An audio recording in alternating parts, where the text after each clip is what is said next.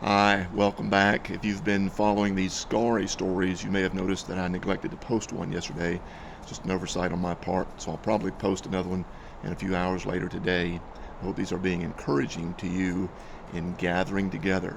Because, as I said at the first video, a scary story scatters us, but a scarry story can gather us.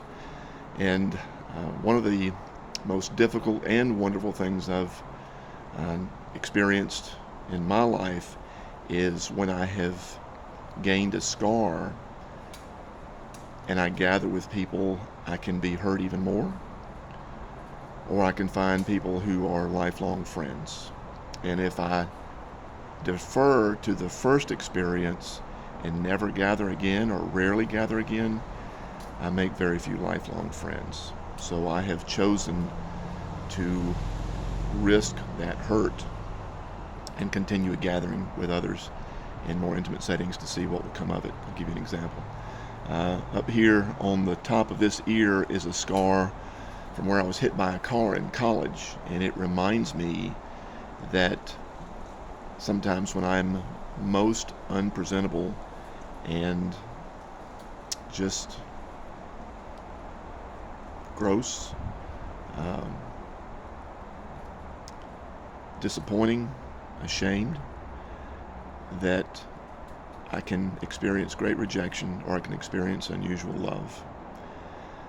So this is about 11 o'clock at night outside of what is now Winthrop University. Back in the 80s it was Winthrop College, and I was riding a 10-speed Pinarella. Might have been a 12-speed, I don't remember. Maybe you say Pinarella. It's an Italian racing bike that had been put together for me by a good friend in college. Haven't seen this gentleman in 30 years, maybe 35 years.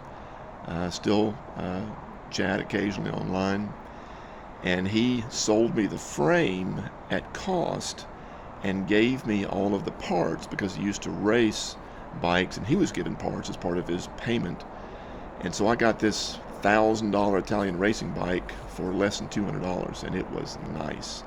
Well, I'm out for an evening drive and I'm at an intersection, and the light is green, but the person facing me in a car has their turn signal on to turn in front of me. Well, it's dark. I've got a helmet on. I'm lit up, well lit intersection, but I still didn't want to take a risk.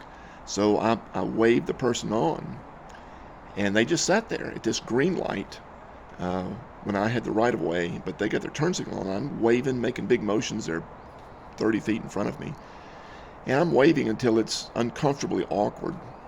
And so I pull into the intersection, light still green, and they hit the accelerator, and bam, they T-bone me in the side, knock me into the pavement. And it's right at the corner of the university, one of the schools there, I think the education school, I can't remember, and across the street is a sorority. I don't remember if they were an academic sorority or a civic sorority, but either way, I thought this is, maybe an opportunity. I was hurting, but all these girls come running out. I'm a 19-year-old guy, 18, 19 years old, and they all run over, and I thought maybe I can get some sympathy out of this. And they run up, and the first thing they say is, "Ooh, your ear looks bad." And one of them said, "I think I'll go call for an ambulance." That'd be a good idea. So they left. Nothing came of that except good stories like this. Ambulance came to get me, not too soon, 15, 20 minutes. Took me to the hospital about 2 miles away. Found out later they charged me $450 for this. And it took the doctor 4 hours to show up. And I kid you not, he cursed at me for most of that time for getting him up in the middle of the night to come stitch up my head. Now maybe this is his way, or was his way, of distracting me from the pain, because it was excruciating as he felt like he was injecting needles into my skull to give me lidocaine, whatever. It was very painful, and so I just took it. There was no way I was going to talk back to this guy who is piercing my brain, what felt like my brain, with these sharp objects. And so I thought the girls would take care. I thought this lady. Found out later that I couldn't see into her car because it's dark. Found out later that she had been looking down into her glove box and wasn't even seeing me, and then looked up, told the police officer she looked up, saw the light was green, didn't see me, hit the gas and hit me. I thought she would have, taken care of my safety by not hitting me in the side. That didn't happen. I thought the girls at the sorority might have been a little more sympathetic. They weren't. I thought the doctor would take care of me. He did, but he didn't. And then when I gathered with my friend Jim Knight, I'll tag him on this, and I told him what happened. I thought he would have fussed at me.